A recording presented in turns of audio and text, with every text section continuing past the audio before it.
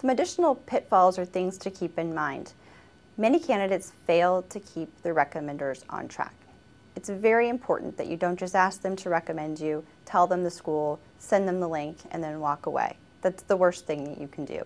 This is your application. What they do, what they say greatly impacts the school's decision and impacts your future. Be sure your recommenders are on top of this, that they're completing them on time.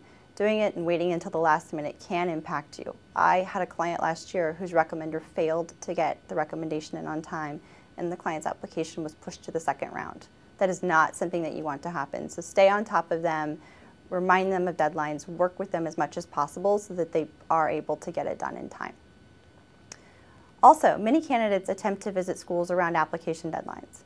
So there's a few reasons I wouldn't really recommend doing this.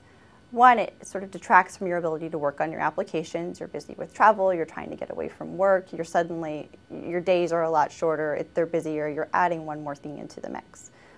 Some programs don't allow for September visits. Students are just making it back to campus, and the first class is just starting, they're trying to get to know each other. They don't necessarily want visitors wandering around. It really can impact sort of their flow and their schedule. Visit early.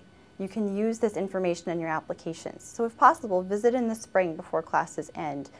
Visit in October if you're planning on, or November if you're planning on applying in round 2. The research that you can get out of this visit and the information from talking to students, from meeting with admissions committee members, from going on a tour, these are things that you could probably add into your essays or application, and it will only make it stronger. Also, many candidates neglect their job responsibilities during the application process. I think a lot of my clients get in the mindset that I'm going to business school next year, my job's not as important anymore, I can spend more time working on my applications than I do in the office. Well, first of all, you don't know if that's going to work out, and you don't know that you're going to business school next year, so don't mess things up at work. Also, if you're spending a lot of time out of the office working on your applications, if you get invited for interviews down the road, it may be hard for you to negotiate the time away with your boss because you've already used it up. So keep that in mind when you're planning your calendar, and really try and balance your job during the day with doing your applications in the evening and weekends.